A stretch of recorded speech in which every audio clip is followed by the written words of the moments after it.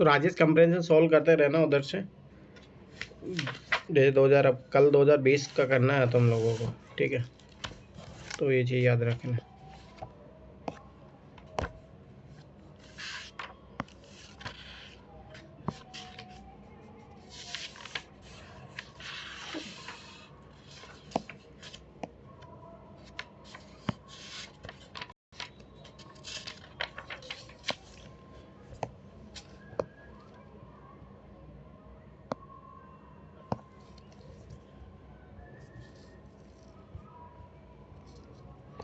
देखो ऑब्जर्व करो, कहीं ना कहीं जो तुम लोग गलतियां कर रहे हो, जिनके मान लो कि 15 सही हो रहे हैं, मेरा मानना है कि 20 तक सही होने चाहिए। इतना तो होना चाहिए, कहीं ना कहीं तुम लोग गलतियां कर रहे हो लगाने में, ठीक है। आप देखो इधर, कल भी अपने एक डेमोक्रेसी वाला किया था, देखो रिपीट होता थी, मैं ये चीज़ ऑब्जर्व करते चलो। डेमोक्रेसी के कल भी अपन ने देखा था और उससे पहले भी देखा था,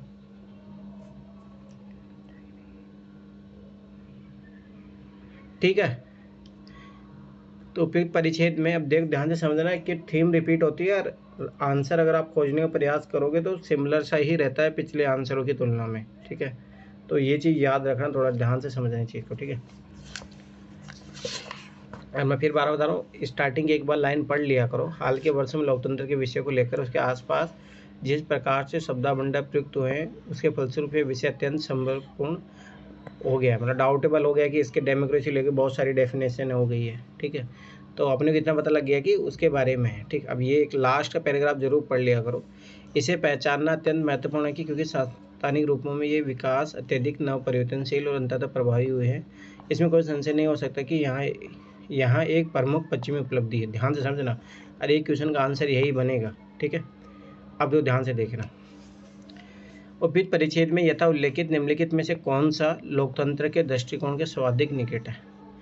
मतलब जो डेमोक्रेसी का पॉइंट ऑफ व्यू है वो क्या है। अब देखो बेसिक पॉलिटी आप पढ़ते तो जानते ही होगा ये चीज़, ठीक है। तो ये चीज़ ध्यान से समझना आप।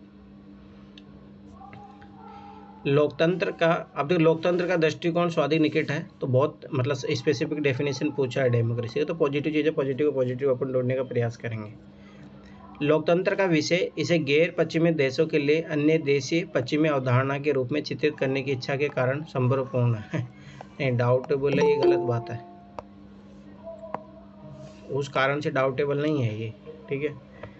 तो फिर भी है ना, चलो गलत मत मानो, अभी आगे बढ़ो, ठीक है। अभी पता लग जाएगा कौन सा स्टेटमेंट ऑटोमेटिक सही है। आगे देखो, समझ बात है कि लोकतंत्र की डेफिनेशन खोजना है, तो ये डाउटेबल तो ऐसी बात है। लोकतंत्र की तो अच्छी सी परिभाषित तो पूरी संस्थाएं चल रही है, भारत चल रहा है, अमेरिका चल रहा है, बहुत सारी, तो ये तो वैसे गलत हो जाएगा, डाउटेबल है। लोकतंत्र के अधिरोपण की भाषा अनुपयुक्त है, तथापि इस अवधारणा पर गैर पश्चिमी समाज के अपने तौर तरीकों के सांस्कृतिक पृष्ठपट पर विचार करने की आवश्यकता है। सोचो कि ये बोल दे कि अनुपयुक्त है, कि सोचो अगर अनुपयुक्त होता तो इसको अप्लाई कैसे किया जा रहा है। आप प्रेजेंट सेंस में हमेशा सोचा करो, जब भी कोई कंपेरिजन वाला क्वेश्चन करोगे तो ये सोचो कि क्या प्रेजेंट में सोचा कि डेमोक्रेसी इतने खराब होता, अनुपयुक्त होता, तो कैसे आज इतने कंट्री में लगभग अगर आप देखोगे 200 कंट्रियों में लगभग 100 से क्या 150 समथिंग कंट्री में वो है। अगर इतनी अनुपयुक्त होती तो इसको अप्लाई कैसे कर पाते। यद्यपि अब देखो ध्यान से देखना, मेरा ये एक पर्पज़ है कि अगर आप, जैसे मैं अभी एक लाइन वर्ड पढ़ता हूँ उसका मीनिंग समझा करो। यूपीएससी किस टाइप का आंसर को सही करता है, जो जनरल स्टेटमेंट होते हैं, पॉसिबल स्टेटमेंट कैसे बनाता है। अब ध्यान से देखना, एक एक वर्ड पढ़ना है। यद्यपि लोकतंत्र अन्य रूप से पश्चिम से जुड़ा मूलतः पश्चिमी विचार नहीं है।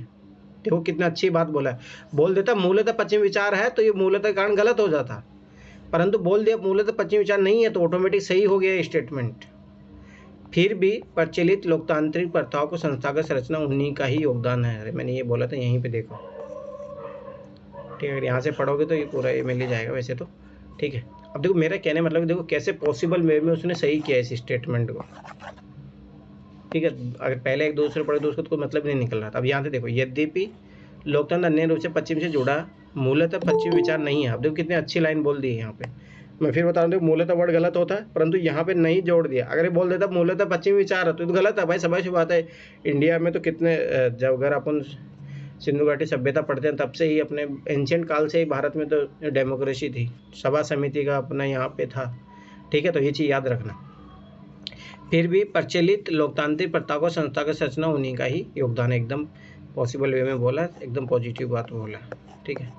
और ये सबसे बड़ी बात ये लाइन समझो, यहीं से आंसर आ रहा है। तो मैं फिर आ रहा था ना, इन चीज़ों को नोटिस करो। अरे देखो जनरल स्टेटमेंट है, एक्सट्रीम स्टेटमेंट बनाना चाहता तो ये नहीं हटा देता, और ये मूलतः पति विचार तो इसे कट जाता है।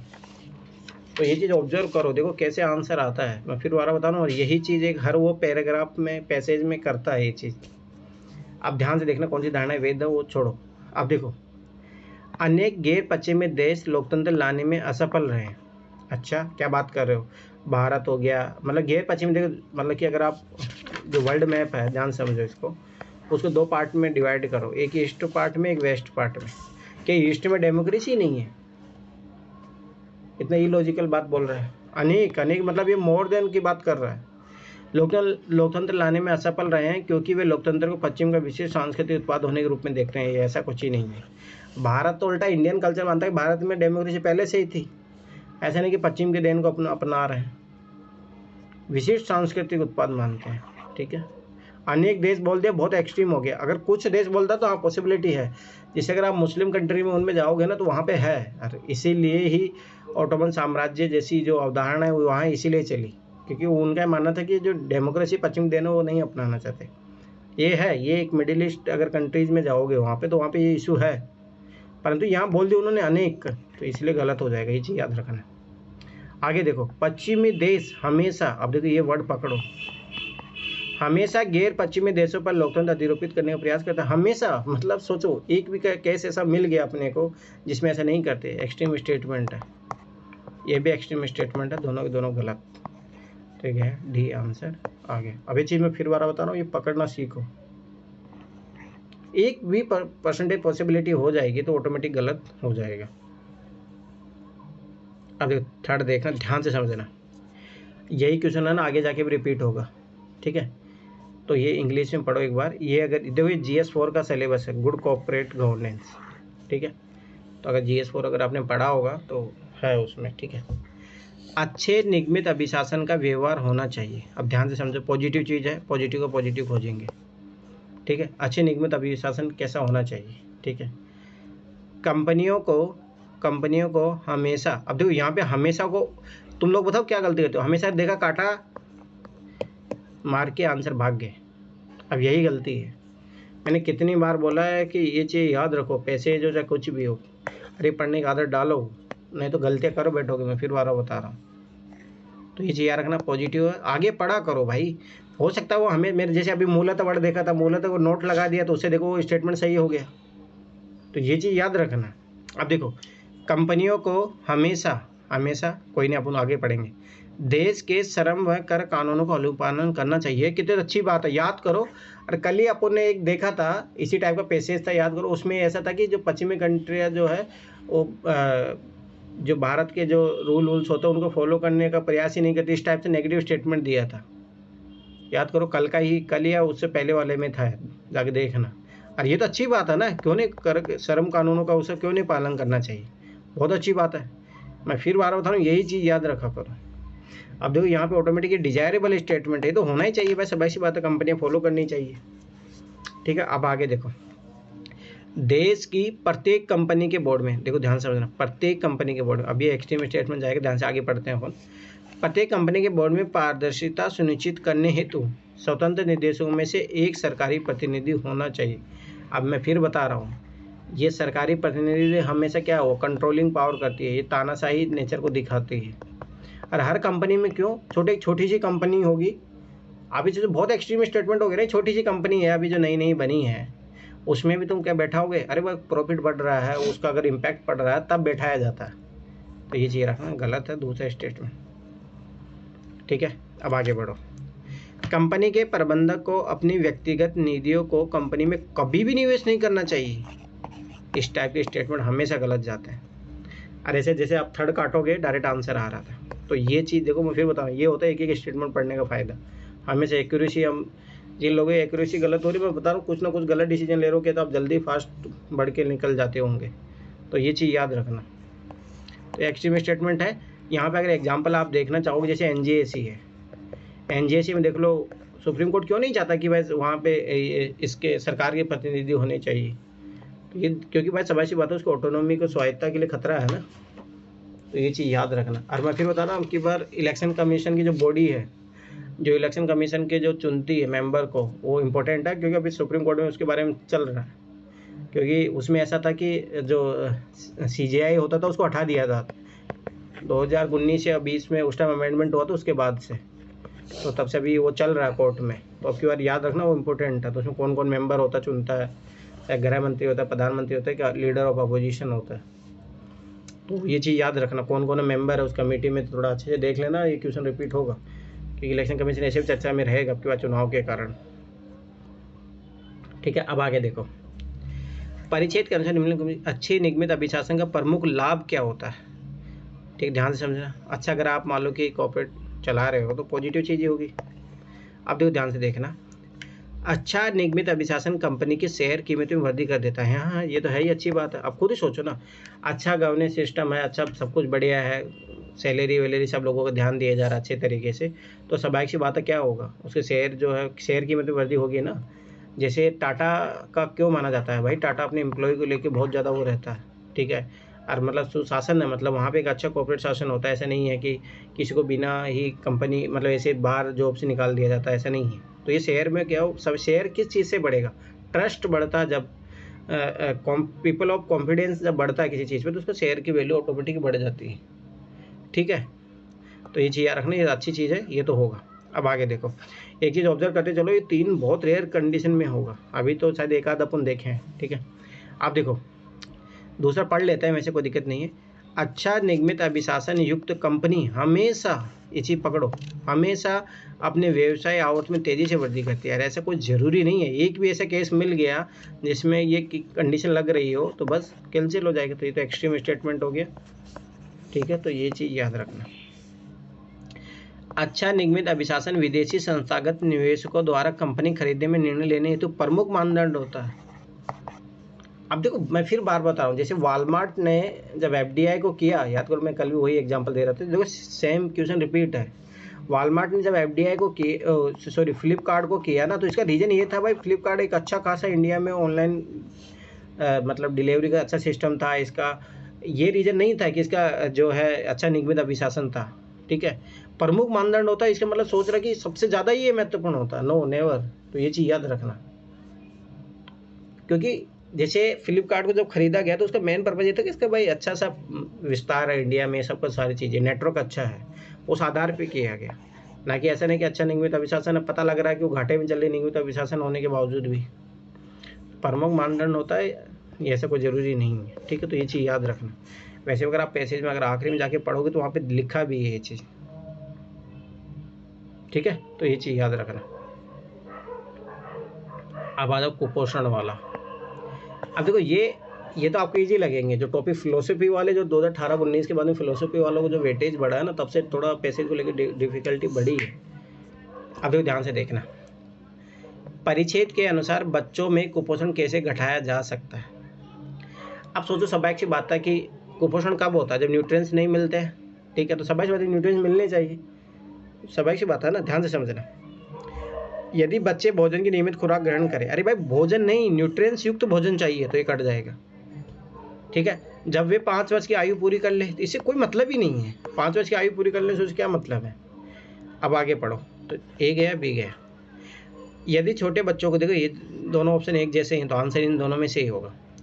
यदि छोटे बच्चों की खाद्य आवश्यकताएं ज्ञात हो, यदि छोटे बच्चों को भोजन कराने की जिम्मेदारी वैसे को दे दी जाए, इससे क्या मतलब होगा ये सबसे ज़्यादा इंपॉर्टेंट है भाई। क्या न्यूट्रिएंट्स वैल्यू चाहिए बच्चों को, कौन सी एज में कौन सा खाना, अगर जैसे अगर आप देखोगे ना, जो आंगनबाड़ी कार्यकर्ता होते हैं कभी उनसे मिलना, तो आखिर में बता रहा हूँ ना, आजकल मतलब जैसे गवर्नमेंट की तरफ से बहुत प्लान बनता है बच्चों को भाई इतनी, जैसे मान लो कि ध्यान से समझना, अगर एडवर्टाइजमेंट भी अगर आप देखते होंगे तो एक आइडिया लगता होगा आप लोगों को। जैसे मान लो कि कितने माह तक, जैसे 6 माह तक जो बच्चों को जो है माँ का दूध ही पिलाया जाना चाहिए, कितनी बार ऐड आता रहता है। ठीक है, उसके बाद 6 माह से मान लो कि 1 साल का, तो उसको हल्का दलिया वलिया जो मिलता भी है आंगनवाड़ी में। उसके बाद में 1 से 2 साल तक क्या खाना, बहुत अच्छे से पूरा एक डाइट चार्ट रहता है बच्चों का। तो ये इंपॉर्टेंट है, तब जाके बच्चों में कुपोषण की कमी घटेगी, तो ये चीज़ याद रखना। मैं फिर बार बता रहा हूँ, ये लॉजिक कॉन्सेप्ट क्लियर करना सीखो, और ये कॉन्सेप्ट आएगा आपको ऑब्जर्वेशन पावर से। अब देखो, लेखक के अनुसार कुपोषण का मुख्य कारण गरीबी नहीं है बल्कि ये तथ्य है। अब देखो, अपन को यहीं से पता लग गया कि उनको फूड की आवश्यकता है, उनको पता नहीं रहता, ठीक है। और दूसरी बात ये बताइए, आवश्यकता कौन बताएगी? जैसे मैंने बोला आंगनबाड़ी कार्यकर्ता है, आंगनबाड़ी कार्यकर्ता को उनको कौन बताएगा? कोई ब्यूरोक्रेट होगा, ठीक है, तो वही तो बताएगा ना कि ऐसे ऐसे होनी चाहिए, साइंटिफिक रिसर्च होके आ रही है, बच्चों को ऐसा मिलना चाहिए। माँ का सोचो, पहले पहले तो गाँव में ऐसा होता था कि माँ का जो पहला जो दूध होता है वो पिलाया नहीं जाता था, क्यों? खराब माना जाता था। धीरे धीरे साइंटिफिक जब रिसर्च हुई, धीरे धीरे उस चीज़ को बढ़ावा दिया गया। तो ये चीज़ कौन बताएगा? जो प्रशासक होते हैं वही चीज़ तो बताएंगे ना।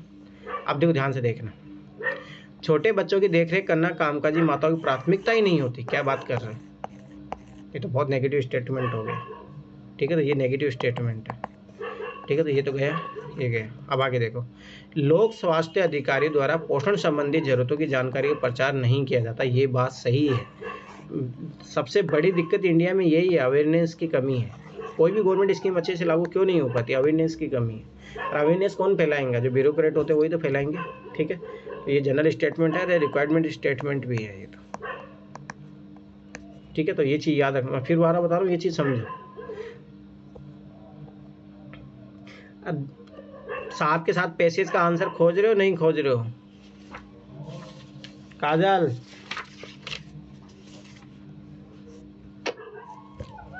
खोज रही हो नहीं खोज रही हो?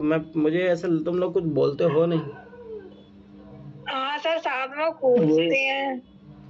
जैसे कि सर थोड़ी दिक्कत होती है ना कि समझ नहीं आता कि साइंस टेक्नोलॉजी का है, इकोनॉमिक्स से जुड़ा हुआ है, फिलोसफी वाले तो समझ में आ जाते हैं, लेकिन कुछ कुछ होते हैं वो पता नहीं चलता कि वो किसका है, क्या लिखें। अच्छा अरे एटलीस्ट ये तो काम कर लो, सॉल्यूशन तो खोज लिया करो। अभी एग्रीकल्चर का सीधा से लिख रहा है, इसमें एग्रीकल्चर है, इतना ज़्यादा क्या सोचना। सब्जेक्ट वाइज नहीं स्पेसिफाई कर पाए तो टॉपिक वाइज थोड़ा डिवाइड कर लेंगे। एग्रीकल्चर में टेक्नोलॉजी जोड़ देता है या तो फिर क्या है, प्रदूषण जोड़ उतना देता ज़्यादा है, नहीं सोचना है, उतना सोचो बस एग्रीकल्चर का, खत्म बात। अब इतना ज़्यादा मत जाओ तो। में डाउट होता है ना, उसके लिए मतलब पढ़ लेते हैं, और जैसे जो इजीली निकल रहा है आंसर उसके लिए तो कर लेते हैं। अरे नहीं, फिर भी खोजो आंसर, ये चीज़ समझो। कोई बात, मैं जो बोल रहा हूँ वो काम करो ईमानदारी से, ठीक है। अब आगे देखो, सारों का आंसर खोजना है। देखो, कृषि में जोखिम घटाने हेतु, अब तो ध्यान से देखना, कृषि में जोखिम घटाना है, उसका नीतिगत हस्तक्षेप पॉलिसी वाला। मैं फिर बता रहा हूँ, यही क्वेश्चन पेज 2023 में आया तब की बात याद करो। जो वाटर डिस्ट्रीब्यूशन वाला था तो उसमें क्या पॉलिसी, और वही आंसर भी था उसका, ठीक है। नीतिगत हस्तक्षेप की आवश्यकता है इसलिए है। अब देखो, सबाइश बात है, कृषि में जोखिम घटाने हेतु, मतलब कृषि में एग्रीकल्चर में क्या रिस्क है? सोचो, बाढ़ आ जाती है कभी, ठीक है। माल बाढ़ में बता रहा हूँ, सूखा हो गया, ठीक है, कोई टिड्डे का आक्रमण हो गया, ठीक है, इरिगेशन सिस्टम सिंचाई नहीं हो पाई, बरसात नहीं हो पाई, इस टाइप की जो अनसर्टेनिटी रहती है, अनिश्चितता रहती है, तो अब सबाइश बात है, इसको एक प्लानिंग बना के काम करना चाहिए। जैसे भाई सबाइश सी बात है, जहाँ मान लो कि ग्राउंड वाटर कम है, ठीक है, सब इरिगेशन सिस्टम अच्छा नहीं है, तो वहाँ पे उस अकॉर्डिंग जो है फसल उगानी चाहिए। तो इससे क्या होगा? एग्रीकल्चर रिस्क वो होगा ना कम। फसल बीमा योजना ऐसी उन योजनाओं को बढ़ावा दिया जाना चाहिए, ठीक है। इंश्योरेंस जो है वो करवाना चाहिए। तो ये रिस्क घटाने तरीके हैं ना। आ सकता है इसलिए तो सोचो क्यों ज़रूरत है। अब ध्यान से समझो, क्यों एग्रीकल्चर में जो रिस्क है उसको, जो जोखिम को कम करने के लिए, जो ये देखो इंग्लिश में देखना, पॉलिसी इंटरवेंशन, ठीक है, क्यों अपने को ऐसी नीति बनाने की ज़रूरत है। ध्यान से देखना, कृषि जोखिम उठाने के नितांत अनिच्छुक होते हैं। ये देखो कितने नेगेटिव बात बोल रहे हैं अरे ऐसा कुछ नहीं है। तुम खुद ही सोचोगे, किसान अपनी तरफ से मेहनत नहीं करता कि भाई जो भी रिस्क है, अब भाई अपने लेवल पे करते हैं, पर बहुत सारी ऐसी चीज़ें होती है जो नेचुरल होती है, कुछ ह्यूमन मेड होती है, तो आज भी अपने लेवल पे तो प्रयास करता ही है ना।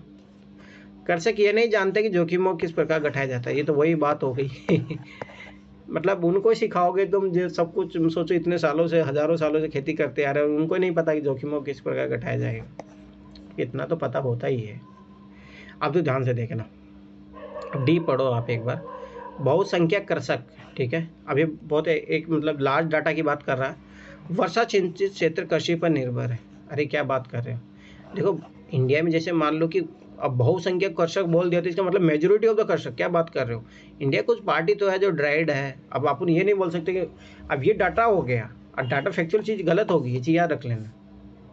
और मैं फिर बार बता रहा हूँ कि जो यूपीएससी जो जीएस का आंसर ले लो या चाहे सीसेट का आंसर ले लो, वो हमेशा पॉसिबिलिटी में रहता है, कभी वो एक्सट्रीम स्टेटमेंट कहीं पे भी नहीं बनाएंगे, ठीक है। तो ये चीज़ याद रखना। अब देखो, कर्षकों द्वारा अपनाए गए तरीके और जोखिम में सहभागिता करने वाली वर्तमान संस्थाएं पर्याप्त नहीं है। हाँ, ये बात बिल्कुल सही है। देखो यहाँ पे इससे ये भी पता लग रहा है कि कृषक जो अपने जो फसल को बचाने का प्रयास करते हैं तो ये कट जाएगा, ठीक है, ये भी कट जाएगा कि अनुच्छेद होते हैं। तो भाई मेन चीज़ है कि R&D की कमी है, रिसर्च एंड डेवलपमेंट की कमी है एग्रीकल्चर में। मैं फिर बार बता रहा हूँ, यही सबसे बड़ी इशू है कि भारत में जो इन चीज़ों को, किसानों की जो समस्याओं को हल करने के लिए कोई ऐसी संस्थाएं नहीं बनी है कि भाई किसान इस तरीके की समस्या का क्या समाधान खोजे। मान लो ड्राउट है तो जैसे R&D अगर अच्छा होगा ना, जैसे मान लो जहाँ पानी की कमी है तो ऐसे आजकल R&D हो रहा है, टेक्नोलॉजी अगर देखोगे बायोटेक्नोलॉजी इनके द्वारा, कि जो कम, जैसे मान लो गेहूँ ही है, उसको ऐसा बीज को ऐसा बनाया जाता है, जेनेटिकल मॉडिफाइड किया जाता है कि वो कम सिंचाई में भी वो उग जाएगा आराम से, ठीक है। दूसरी बात देखिए, आजकल जैसे नोटिस भी किया होगा, जैसे मैंने खुद ऑब्जर्व किया कि जैसे बचपन में मैंने देखा था गेहूँ इतने खूब बड़े बड़े होते थे, और आजकल देखो नई नई वेराइटी आ रही है जो इतना छोटा सा ही होता है। इससे क्या होता फ़ायदा, देखो इतना बड़ा चाहे तो पानी की बहुत ज़्यादा डिमांड रहती थी, अब इनमें क्या होता है, पानी की बहुत कम डिमांड होती है। इरिगेशन सिस्टम जैसे मान लो बूंद बूंद सिंचाई हो गया, फवारा सिंचाई हो गया, इस टाइप की सिंचाई को प्रमोट करोगे तो ये कौन लाएगा। तो नई नई संस्थाएं होगी, R&D करेगी, उसकी कमी है ना, तभी तो रिस्क जोखिम में जो कम होगा, ठीक है। तो ये चीज़ याद रखना। और मैं फिर बार बता रहा हूँ, आगे रिपीट हो गई यही चीज़ें थीम। अब देखो, उपयुक्त परिचित निम्नलिखित परीक्षणों में से कौन सा उभर कर सामने आता है, ठीक है। चलो अपन देखते हैं कौन सा उभर कर आएगा, ध्यान से समझें। एक अकेली ऐसी नीति की पहचान की जा सकती है। अब देखो सकती है तो देखते हैं, सही मत कर देना। अब यहाँ पे ऑब्जर्वेशन पूछ रहा है कि क्या ऑब्जर्वेशन निकल के सामने आ रहा है।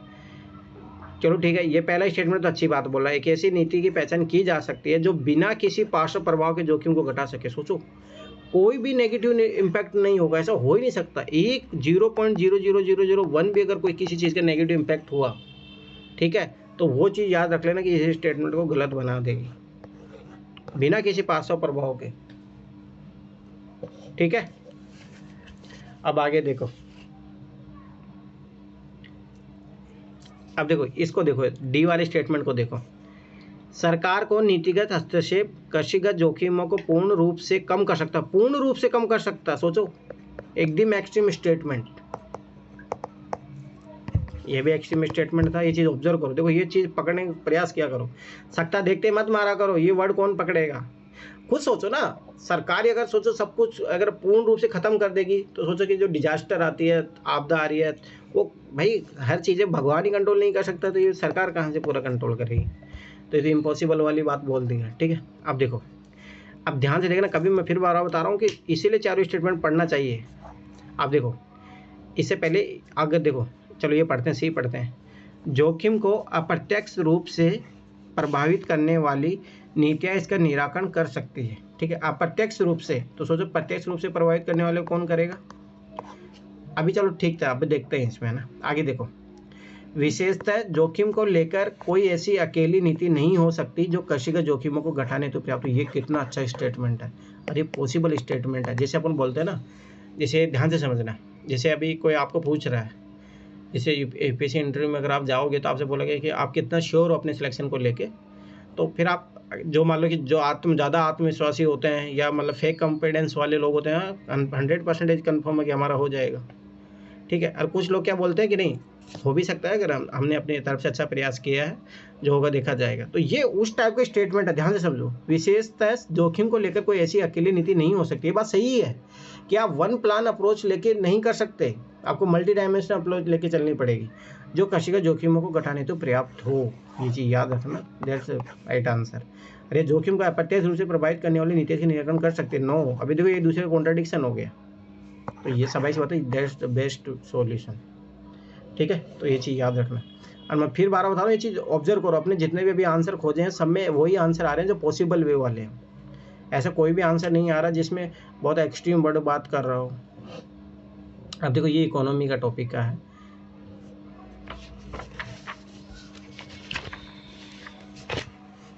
जब तुम लोग गलत होते तो उन क्वेश्चनों को जाके देखते हो आखिर में क्यों गलत हुए। किसी को कुछ मिला कि आखिर में हमने ये चीज़ नहीं पकड़ी इसलिए गलत हो रहे हैं, क्वेश्चन भी आंसर नहीं पता। हाँ, तो यही लापरवाही है।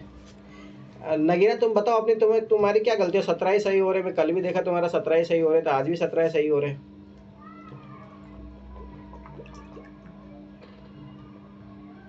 नगीना क्लास नहीं कर रही है क्या?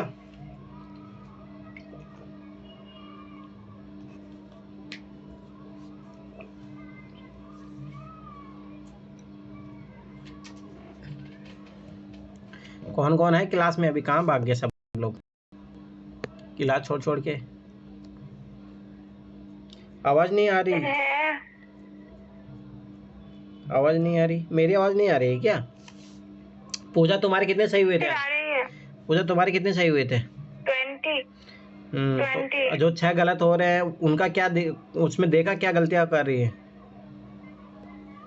पता है जो सीसेट का ना प्रैक्टिस क्वेश्चन करते टाइम ना पूरा दिमाग कंसंट्रेट होना चाहिए, जो कि ना कभी कभी किस क्वेश्चन में लगता है कि जो मतलब वो जानते हैं, बाद में जब देखते हैं ना आंसर तो ऐसा लगता है कि ये तो इजी था, अब कुछ मतलब दिमाग डाइवर्ट हो जाता है ना, इस वजह से गलत होता है ज्यादातर। चलो उसका मैं सॉल्यूशन बताऊंगा जब अपन फुल पेपर करेंगे तब बताऊंगा, ठीक है? और कुछ दिक्कत? नो सर, वैसे तो आपका जो ट्रिक जैसे बता रहे हैं ना वो सब मतलब बहुत अच्छा, मतलब जो भी नहीं जानते ना हम कोशिश करके आंसर तक पहुंच ही जाते हैं लास्ट तो यही तो तरीका अपनाना, लेकिन टाइम लग जाता है हमको सर ज्यादा। कोई दिक्कत पूरा नहीं। मतलब कितने मिनट में हो रहा है अभी तुम्हारा पेपर? ये मतलब जो पैसेज हो रहे हो कितनी देर में हो रहे हैं? 40-45 मिनट लग जाते हैं। तो ये को ज्यादा देर है? तुम्हें पता है अगर पढ़ के करो ना 1.5 घंटे में भी नहीं होता। ठीक है? नहीं सर मैं पढ़ के करती हूँ, ऐसे तो मतलब जैसे कि पूरा जहाँ लगता है ना जरूरत पढ़ लेती हूँ, जीएस के लिए भी जो इम्पोर्टेंट लगता है। सही है, सही है। चलो आ जाओ अब देखो, ध्यान से देखना भी इस क्वेश्चन को। परिच्छेद के अनुसार निम्नलिखित में किसके कारण हाल के वर्षों में, ठीक है, वित्तीय बाजारों में, ध्यान समझो वित्तीय बाजार की बात बोल रहा है यहाँ पे, यही चीज इम्पोर्टेंट। अच्छा एक चीज पूछनी है सर, जैसे कि किसी पैसेज में ऑप्शन में दिया हुआ रहता है प्रभावित करते हैं, तो उसको आप कैसे लेते हैं कि प्रभावित करने का मतलब पॉजिटिव सेंस भी हो सकता है, नेगेटिव सेंस भी हो सकता है? डिपेंड करेगा ना थीम क्या है क्वेश्चन की, प्रभाव नेगेटिव भी हो सकता है, पॉजिटिव भी हो सकता है। टेक्नोलॉजी भविष्य में मानव को प्रभावित कर सकते हैं। तो भाई वो क्वेश्चन थीम पे मैं बताऊंगा ना, आप ऐसे रैंडम स्टेटमेंट उठा के से पूछ सकते हो, क्वेश्चन क्या रहेगा उसके अकॉर्डिंग रहता है ना। आप ऐसा मैं ऐसा बोल दूं कि नहीं हमेशा पॉजिटिव होता है तो गलत है बात है ना, वो देखना पड़ेगा प्रभाव किस सेंस में जा रहा है। अभी देखो इसी क्वेश्चन में नेगेटिव प्रभाव वाली बात आ रही है, देखना इसी में। वित्तीय बाजारों ने भारत सहित अन्य उभरती बाजार अर्थव्यवस्थाओं पर अपना प्रतिकूल प्रभाव छोड़ा। अभी प्रतिकूल प्रभाव छोड़ा नेगेटिव है ना, तो वो नेगेटिव को नेगेटिव देखेंगे, ध्यान से समझना, ठीक है? देखो प्रतिकूल प्रभाव, यहाँ देखो प्रभाव प्रतिकूल यहीं पे आगे लिख दिया तो ये तो नेगेटिव है, ठीक है? तो ये चीज़ याद रखना, यही इसके कारण है। अब देखो वित्तीय बाजार भारत सहित अन्य उभरती बाजार अर्थव्यवस्था पर अपना प्रतिकूल प्रभाव छोड़ा है। अब देखो ध्यान से ऑब्जर्व करना, दुर्बल वैश्विक आर्थिक प्रत्याशा, ठीक है? तो ये तो सबाई सी बातें होगी, ये होगा तो सबाई सी बात है। जब वीक इकोनॉमिक कंडीशन मतलब ग्लोबल पर्सपेक्टिव ऐसा बन रहा है तो क्यों पूरा वर्ल्ड में आर्थिक मंदी छा जाती है, तो ये तो है ही, सबाई सी बात है। तो ये तो है नेगेटिव इम्पैक्ट है, नेगेटिव बात बोला, नेगेटिव को नेगेटिव आएगा। अंतर्राष्ट्रीय वित्तीय बाजारों की अनिश्चित है, ये क्यों नहीं होगी? वित्तीय बाजार की बात कर रहा है, ये तो आएगा ही जरूर, ठीक है? 1-2 तो आएगा, 1-2 आएगा तो ये तो गए, ठीक है? अब आगे तो इससे देखो, अरे एक चीज़ ऑब्जर्व कर रहे हो, मैं कितनी बार कल से ये चीज़ नोटिस करो, 4 एक ही बार दिया था, अरे आंसर का पार्ट ऐसे नहीं बनेगा। कल से अपन 2011 से देखते आ रहे हैं, अभी एक भी ऐसा क्वेश्चन नहीं है जिसमें सिंगल दिया और वो आंसर का पार्ट बना हो। तो ये चीज़ ऑब्जर्वेशन की है, मैं फिर बार बता रहा हूँ, ठीक है? आगे देखो यूरो से, सर एक बार फिर से बताइए। कहाँ सोते रहते हो तुम? ये देखो ये 4 स्टेटमेंट एक ही बार आया है, ठीक है?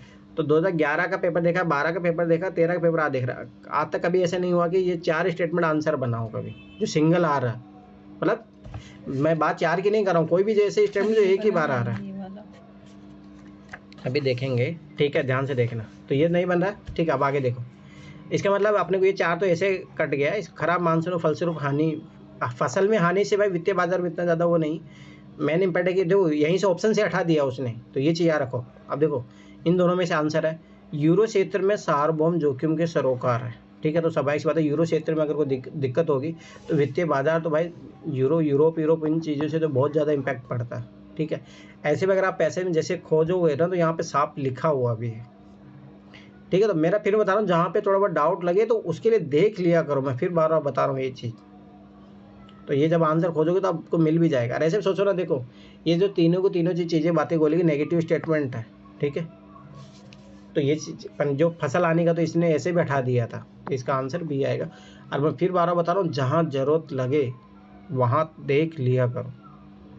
अब जैसे एक चीज़ देखो, ये वित्तीय बाजार की बात है, ये एग्रीकल्चर सेक्टर की बात है, ये विरोधा कॉन्ट्राडिक्शन हो गया, इसलिए चौथा तो ऐसे भी नहीं आएगा। जब क्वेश्चन से कॉन्ट्राडिक्शन कर जाता है वो स्टेटमेंट, तो कभी आंसर नहीं बनता। तो ये चीज़ ऑब्जर्व करना, ठीक है। अब आगे देखो, निम्नलिखित में से प्रमुखता किसके कारण, मतलब मेन रीजन पूछ रहा है, ध्यान से समझो, एक एक वर्ड को पकड़ो। प्रमुखता किसके कारण भारतीय वित्तीय बाजार विश्वव्यापी परिवर्तनों से प्रभावित हो रहे हैं। और ये तो अगर आपने इकोनॉमी के इतने पढ़ा होगा तो अपने को पता होगा भाई, सब एक सी बात है। आजकल क्या होगी, इंटर लिंकेज हो, जब से ग्लोबलाइजेशन हुआ है। और ग्लोबलाइजेशन ऐसा नहीं है कि अपन एक दूसरे देश में आ जा रहे हैं भाई, इकोनॉमी पॉलिटी हो चाहे हर तरीके की चीज़ें जुड़ गई है आजकल, ठीक है। तो सबसे बड़ा मेन रीज़न वो है कि वर्ल्ड के साथ अपना जो इंटरलिंकेज वो बढ़ गया है। IMF है, WTA, वर्ल्ड बैंक, इनकी क्यों ज़रूरत पड़ती है, तभी तो पड़ती है ना। जैसे सोचो, जैसे अभी रशिया और किसका यूक्रेन का युद्ध चल रहा था, पूरी वर्ल्ड की जो इकोनॉमी कैसे ख़राब हो गई थी, सोचो क्यों हो रहा है, क्योंकि इंटरलिंकेज है ना। तो ये कारण है। अब ये देखो, ये स्वाभाविक सी बात है। अब देखो, हमें तुम्हें से बोलो प्रभावित हो रही है, नेगेटिव सेंस में प्रभावित हो रहा है ना, तो नेगेटिव खोजेंगे। विदेशों से प्रेषित राशि के बड़े अंतर प्रवाह के कारण क्या बात कर रही है, तो पॉजिटिव बात होगी, नेगेटिव बात कर रहे हैं। विदेशी मुद्रा रिजर्व में अत्यधिक वृद्धि के कारण बढ़े हुए विश्व अंतर संबंधों और भारतीय वित्तीय बाजारों के एकीकरण के कारण, दैट्स द रीजन। और ये आप पढ़ोगे ये तो ऐसे भी पता ही होगा कि विश्वव्यापी परिवर्तनों से क्यों प्रभावित होते हैं, यही एक सबसे बड़ा रीजन है। क्योंकि इंटरलिंकेज है ना। आज जैसे भारत की इकोनॉमी भाई विदेश की इकोनॉमी से जुड़ी हुई है। जैसे एक चीज़ याद रखना, जैसे अभी आज ही पता चलेगा कि अमेरिका का में जो राष्ट्रपति है वो अटैक करने वाला है मिडिल ईस्ट एशिया में, ध्यान से समझना। जैसे इजराइल फिलिस्तीन वाला विवाद चल रहा है, देखना अगले दिन ही शेयर मार्केट के पूरे दाम है ना गिर जाएंगे। तो ये क्या है, वित्तीय बाजार कहाँ चलता है, शेयर मार्केट ये कहाँ चलता है, क्यों चलता है, ध्यान से समझो, ऑब्जर्व करो। वित्तीय बाजार में कहाँ से FDI आता है, FII आता है। और सबसे जो वित्तीय बाजार में याद रखना कि जो शेयर मार्केट होता है इनमें FII आता है। तो ये FII कहाँ से होते हैं, बाहर के इन्वेस्टर लोग होते हैं। अब पता लगा कि जैसे इंडिया में अभी जैसे देखना, जिस दिन अगर लग रहा है कि मोदी हार रहा है, ऑटोमेटिक शेयर मार्केट गिर जाएगा। तो ये प्रभाव पड़ता है, ये चीज़ समझो। तो ये पूरा वर्ल्ड का लिंकेज है, भारतीय वित्तीय बाजार का एकीकरण है, तो सब उन चीज़ों से प्रभाव पड़ता है। ये तो मैं फिर बता रहा हूँ, ये क्वेश्चन कभी गलत नहीं होना चाहिए अगर आपने इकोनॉमी बेसिक पढ़ा है। आगे देखो, ग्रीस की घोर ऋण समस्या के संक्रमण के कारण, अरे नहीं स्पेसिफिक रीजन दे दिए है। बात है कि विश्वव्यापी परिवर्तन, देखो यहाँ पे क्वेश्चन ये है विश्वव्यापी परिवर्तन। तो विश्वव्यापी परिवर्तन क्यों होगा, जो बड़े विश्व अंतर संबंध, एक और चीज़ें देखो। अरे कल भी एक इस टाइप के क्वेश्चन का आंसर अपन ऐसे निकाले थे। प्रमुखता किसके कारण, भारतीय वित्तीय बाजार, देखो कहाँ है, किस में बात हो रही है, भारतीय वित्तीय बाजार, देखो पूरा दिया है अच्छे से। विश्वव्यापी परिवर्तन, विश्व कहाँ दिया है, और किसी भी वर्ड में नहीं मिलेगा आपको। तो ये भी खोजने का थोड़ा दिमाग लगाया करो, ये क्वेश्चन से चीज़ें डायरेक्ट लड़ती हैं। और यही मैं फिर बता रहा हूँ, क्वेश्चन से आंसर निकालने का अप्रोच यही है, ठीक है सर। हाँ बोलो। सर मैं कह रही, जैसे कि स्टेटमेंट होता है क्वेश्चन का, मतलब जो दिया रहता है कि वो नेगेटिव साउंड कर रहा है या पॉजिटिव, सर मैं इसमें कंफ्यूज हो जाती हूँ। क्यों कंफ्यूज हो जाते हो, तो आप सर पता नहीं, मैं सोचती कभी बार ना नेगेटिव को पॉजिटिव समझ लेती हूँ, इस वजह से मेरे कुछ गलत हो जाते हैं। इसी क्वेश्चन बता रहा हूँ, ध्यान से देखो। परिच्छेद के अनुसार ये छोड़ो, ये काम नहीं। भारतीय वित्तीय तंत्र में पूर्ण वित्तीय स्थिरता सुनिश्चित करने के लिए बैंकों की तनाव झेलने की क्षमता महत्वपूर्ण है। क्योंकि भारतीय वित्तीय तंत्र, अब ध्यान से देखना, भारत सरकार द्वारा नियंत्रित होता है, गलत, ऐसे भी RBI कंट्रोल करता है। और RBI कंट्रोल नहीं करता, गवर्निंग करता है उसको, ठीक है। तो ये नेगेटिव वर्ड है। और दूसरी बात ये तो ऐसे गलत है, भारत सरकार इसलिए कंट्रोल करती है बैंकों को। बैंकों का बैंकर कौन है, RBI। ये तो ऐसे गया, ठीक। अब आगे देखो, बैंक देखो ना, ध्यान से समझो, भारतीय रिजर्व बैंक द्वारा नियंत्रित होते हैं। अब देखो ये इंग्लिश वर्ड देखना, कंट्रोलिंग दिया होगा, कंट्रोल, ये नेगेटिव वर्ड है। कंट्रोल में फिर बार बता, कंट्रोल तो ये तानाशाही नेचर को दिखा रहा है। RBI देखो ना, जैसे मॉनिटरिंग करेगा, ठीक है, कंट्रोल करना, दैट्स नेगेटिव वर्ड, ये गलत है। अब देखो ध्यान से देखना, यहाँ पे बात क्या कर रहा है, भारतीय वित्तीय तंत्र में पूर्ण वित्तीय स्थिरता सुनिश्चित करने के लिए बैंकों को तनाव झेलने की क्षमता महत्वपूर्ण है। मतलब बैंक बहुत ज़्यादा इंपॉर्टेंट होता है, क्योंकि भारतीय वित्तीय तंत्र में सबाइश बातें ऐसी पॉजिटिव चीज़ कब होती है, बैंकों के साथ कम एकीकृत होगा तो भाई ये चीज़ तो और समस्या बढ़ जाएगी, तो ये तो गलत है। ठीक है, अब क्योंकि भारतीय वित्तीय तंत्र पर बैंकों का प्रभुत्व है, इसीलिए बैंकों की इंपॉर्टेंस रहती है, ये चीज़ याद रखना। और मैं फिर बार बता रहा हूँ, ये कंट्रोल नहीं होता, रेगुलेशन करता है, ये चीज़ वर्ड समझो। और ये जीएस में भी बहुत बार गलत हुआ है। नियंत्रित करना इज द नेगेटिव, रेगुलेशन करना इज पॉजिटिव वे। तो ये चीज़ याद रखना, regulation is good positive word, और कंट्रोल करना नेगेटिव वर्ड होता है, ये चीज़ याद रखना। ठीक है, मैं फिर बार बता रहा हूँ। ठीक है, तो ये चीज़ याद रखना। अरे कम एकीकृत नहीं होते हैं, अधिक। अरे देखो, बैंकों की तनाव झेलने की क्षमता अधिक है तो बैंकों का प्रभुत्व तो रहेगा, तभी तो कोई। आप ये खुद ही सोचो ना कि ये चीज़ पे कंट्रोल करना आपको। जैसे मान लो कि यूपीएससी के सिलेबस पे आपको पकड़ बनानी है, तो आपको क्या करना पड़ेगा, आपको अपनी कैपेसिटी को बढ़ाना पड़ेगा ना। आप सजे उल्टा सोचो कि आप अपनी कैपेसिटी कम करें तो यूपीएससी सिलेबस में कभी पकड़ ही नहीं बना पाओगे। तो आपकी सुपरमेसी होनी चाहिए ना, तब जाके इस एग्जाम को करेक्ट कर पाओगे आप।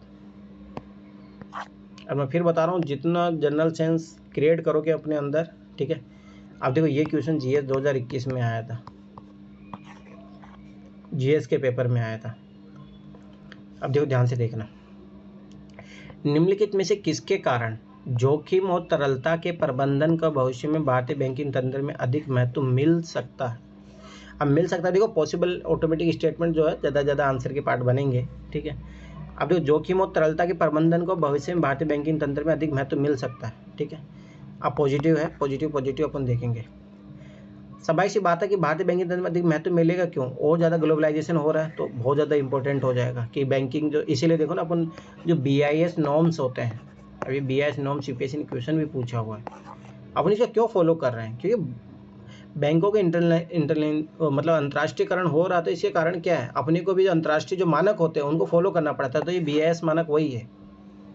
तो ये चीज़ याद रखना, इसीलिए और ज़्यादा महत्व मिल गया है, तो ये पॉजिटिव है, ये बात सही है।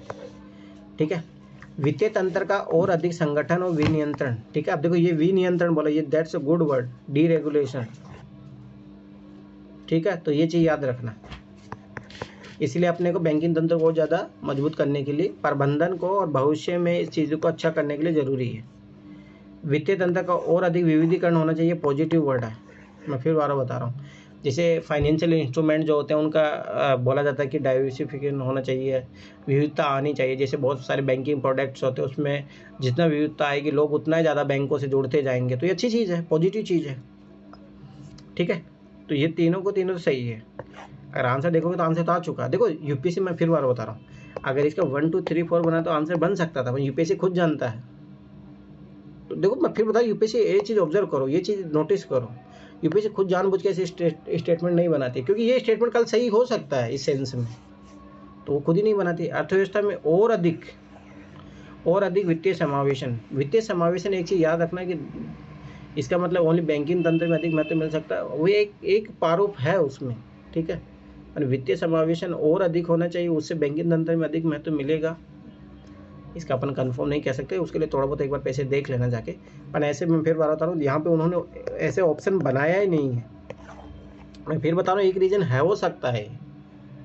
ठीक है, एक चीज़ याद रखना, इसीलिए देखो पहली बात इसमें प्रबंधन की बात बोल रहा है, और भविष्य में भारतीय बैंकिंग में अधिक महत्व मिल सकता है, तो किस कारण से महत्व मिल सकता है। और मैं फिर बार बता रहा हूँ, ये चीज़ याद रखना कि जब भी, अब देखो ये इकोनॉमी का था, ठीक है, अब इसके लिए आपको जब तक इकोनॉमी की जो टर्मिनोलॉजी अच्छे से क्लियर नहीं होगी तो ये पैसे करना आपको डिफिकल्ट होगा। अब देखो इधर आ जाओ, इसलिए बता रहा हूँ, जो जीएस का जो पकड़ जितना अच्छी रखोगे सब्जेक्ट पे, अपनी कमांड अच्छी है, ये जो कंपैरिजन आपको ये भी बता देगा कि आपका कौन सा सब्जेक्ट वीक है। ठीक है, तो ये चीज़ याद रखना। अब आगे देखो, समुद्र तल के खनिज तेल जमाव पूर्णतः अपघटित नहीं हो पाते हैं, क्योंकि तो बोला है समुद्र तल के खनिज तेल जमाव, जैसे क्या होता है समुद्र में, और ये ना यूपीएससी 2012 में क्वेश्चन पूछा हुआ है, अगर आप देखोगे 2012 ऑयल जेपर वाला क्वेश्चन आया था। तो क्या होता ना, जैसे जब समुद्र से मान लो कि तेल निकाला जाता है, या मान लो कि जहाज़ जब इधर उधर जाते हैं तो कभी कभी तेल निकल जाता है, रिसाव हो जाता है, तो ये तेल है ना बाहर फैल के आ जाता है इससे, ठीक है। तो ये बहुत बड़ी समस्या भी है, अभी भी बनी रहती है, ठीक है। तो ये एक प्रॉब्लम है, ठीक है। तो ये बात कर रहा है समुद्र तल के, जो मान लो कि समुद्र ये है, तो ये समुद्र तल में जो नीचे जो तेल पाया जाता है, खनिज तेल जो पाया जाता है, उनके बारे में बात कर रहा है। समुद्र तल के खनिज तेल जमाव पूर्णतः अपघटित नहीं हो पाते हैं, क्योंकि अब ये मान लो कि इनका डिकम्पोजिशन नहीं हो पाता है, टूट नहीं पाते हैं।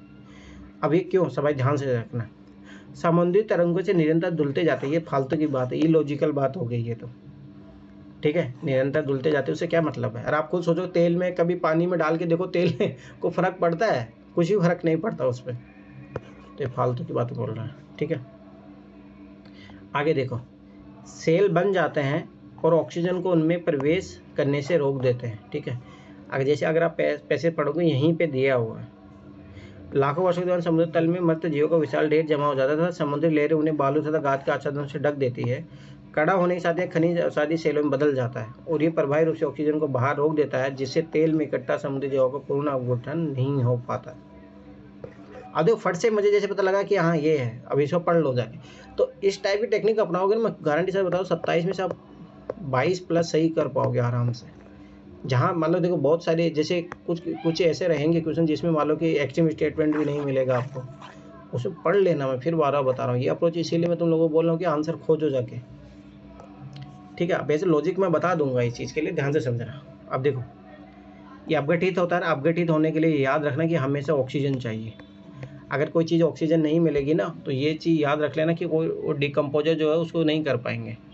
कहाँ ऑक्सीजन की बात चल रही है, ओनली यही स्टेटमेंट जिसमें ऑक्सीजन की बात चल रही है। सेल बन जाते हैं और ऑक्सीजन को उनमें प्रवेश करने से रोक देते हैं। ऑक्सीजन जब प्रवेश नहीं करेगा तो अपघटित नहीं होंगे, और यही क्वेश्चन पूछ रहा है। अरे बेसिक अगर साइंस का नॉलेज है तो उससे हो जाएगा, ठीक है। आगे देखो, हाइड्रोजन कार्बन का मिश्रण समाहित करते हैं, वो मतलब नहीं है, वो तो ऑलरेडी उसमें होता ही है। खनिज तेल में लवणीय दशा में पड़े रहने वाले जीवों की मृत शरीर है, ये कोई मतलब नहीं है। ये जो बेसिक कॉन्सेप्ट अगर आपको पता होगा कि अपघटित होने के लिए ऑक्सीजन की डिमांड चाहिए, और ये ऑक्सीजन ही नहीं मिल पाता, इस कारण से अपघटित नहीं हो पाते। दैट्स द रियल जीएस का सवाल है सर। हाँ वो, और ये बेसिक कॉन्सेप्ट भी पता होना चाहिए, ये है, ठीक है। तो ये चीज़ याद रखना।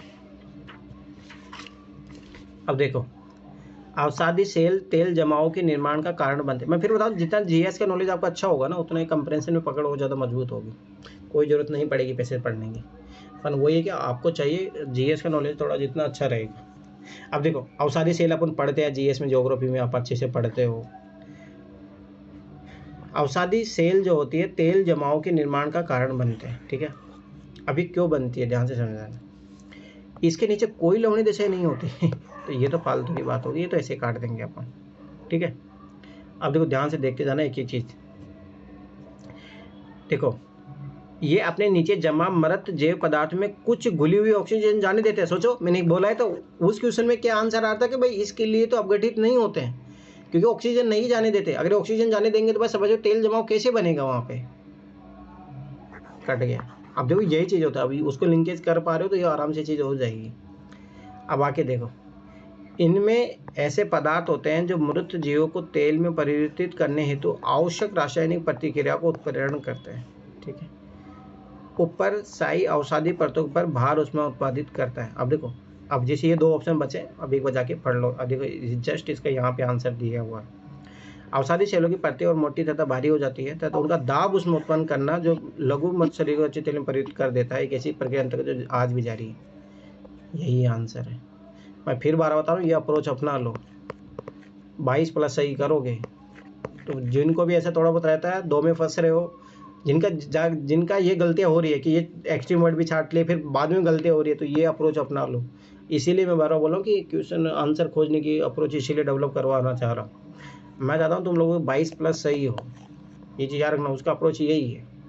देखो, फट से अपने पढ़ा, इसका मिल गया आंसर अपने को, ठीक है। तो ये चीज़ याद रखना, मैं फिर 12 बता रहा हूँ।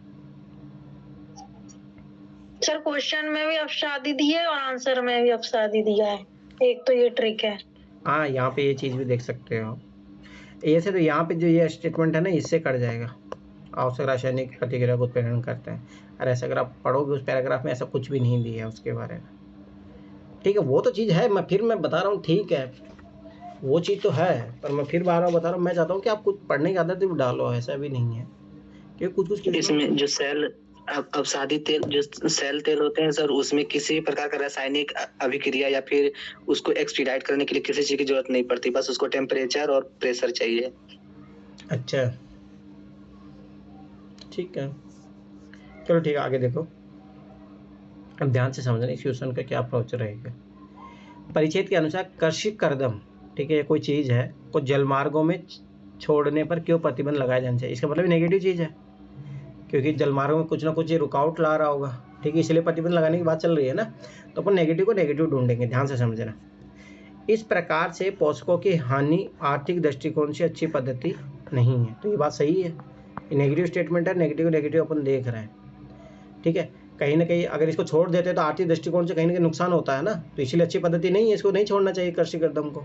ये बात तो सही है, तो ये तो आएगा। आगे देखो, थर्ड वाला देखना, जलाशयों में कर्दम छोड़ने से उनको सुपोषण में वृद्धि हो सकती है। सुपोषण याद रखना, eutrophication, that's the negative concept. ये जल कुंभी वाला जो सिस्टम होता है याद करो, ये जीएस का भी क्वेश्चन आया हुआ है। जैसे पॉसिबल स्टेटमेंट भी दिया है, शक्ति वर्ड दिया है। जलाशय में कदम छोड़ने से उनको सुपोषण वृद्धि हो सकती है, ये नेगेटिव है, तो नेगेटिव जरूर आएगा। तो 1 3 तो आएंगे जरूर, ठीक है। और एक चीज़ मैंने ट्रिक बताई थी कि तीनों का भी बहुत रेयर चांसेस होते हैं, फिर भी एक बार दूसरा पढ़ लेते हैं अपन, ऐसा कोई दिक्कत नहीं है। जल मार्गों में वे सूक्ष्म जीव नहीं होते हैं जो कृषि कदम और जैव तत्वों को अपघटित कर सकते हैं। सूक्ष्म मतलब एक्सट्रीम स्टेटमेंट बोल दिया है कि ऐसे सूक्ष्म जीव होते ही नहीं है। क्या बात करें, पूरा पूरा वर्ल्ड ही सूक्ष्म जीवों से बना हुआ है। ये बोला जल मार्गों में ऐसे सूक्ष्म जीव नहीं होते जो अपघटित नहीं कर सकते, तो ये नेगेटिव स्टेटमेंट है, तो कट जाएगा, ठीक है। तो ये चीज़ ऑब्जर्व करो, मैं फिर बार बता रहा हूँ। यही कि देखो, हमेशा एक होती है 2 अप्रोच डेवलप करने की। काउंटर थिंकिंग आपको हमेशा माइंड में आनी चाहिए, ठीक है। कोई नेगेटिव चीज़ दिया तो सोचो कि इसका कोई पॉजिटिव वे अप्रोच है, कोई पॉजिटिव बहुत ज़्यादा एक्सट्रीम दे दिया तो उसमें सोचो कि ऐसी भी 1% भी ऐसी कोई पॉसिबिलिटी नहीं है इस वर्ल्ड में। तो ये जीएस में भी यही अप्रोच डेवलप करनी है। अब देखो, परिच्छेद में संदर्भित प्रदूषक से ऊरक, मतलब कोई प्रदूषक था वो ऊरक बन गया है, में परिवर्तन प्रसंग में प्रदूषक क्या है और ऊरक क्या है, याद करो, वही आत्मा वाला और एक आंतरिक और बाह्य वाला। तो इसका आंसर भी वैसे ही दिया होगा। मैंने क्या बोला था उसमें, और आएगा, देखो और कहाँ आ रहा है, इसमें भी नहीं आ रहा, और यहाँ पे आ रहा है, और यहाँ पे आ रहा है, ठीक है। तो पहले प्रदूषक होना चाहिए, फिर ऊरक होना चाहिए, ठीक है।